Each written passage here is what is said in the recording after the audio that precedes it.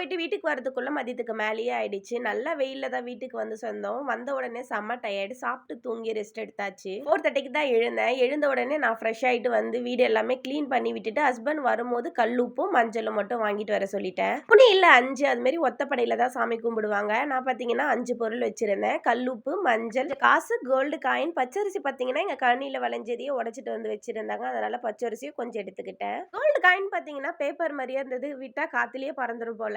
இந்த gold coin 1/2 gram அன்னைக்கு ரேட்டுக்கு பார்த்தீங்கன்னா 7600 வந்தது. இந்த மாரி வாங்கும்போது நமக்கு செய்கூலி சேதாரம்லாம் அவ்ளோ வராது. அதனால இனிமே மந்த்லி இல்ல 2 மந்த்துக்கு ஒரு முறையாவது இந்த மாரி காயினா வாங்கி வச்சுட்டு நமக்கு தேவையப்போ மாத்தி நமக்கு தேவையான ஜொல்லா கூட வாங்கிக்கலாம். 1 சவரன் இல்ல 2 சவரன் அப்படின்னு நம்ம வாங்கும்போது நமக்கு பல்க்கான அமௌண்ட் தேவைப்படும். இது மாரி காசு இருக்கும்போது நம்ம 1/2 கிராம் இல்ல 1 கிராம் அப்படி சேவ் பண்ணோம்னாலும் நம்ம நகைய சேமிக்கலாம். இன்னைக்கு நான் இதெல்லாம் வச்சு தான் சாமி கும்பிட்டேன். நீங்க உங்க வீட்ல எப்படி சாமி கும்பிட்டீங்க அப்படின்றத கமெண்ட் பாக்ஸ்ல கமெண்ட் பண்ணுங்க. அடுத்த வீடியோல பார்க்கலாம். பாய்.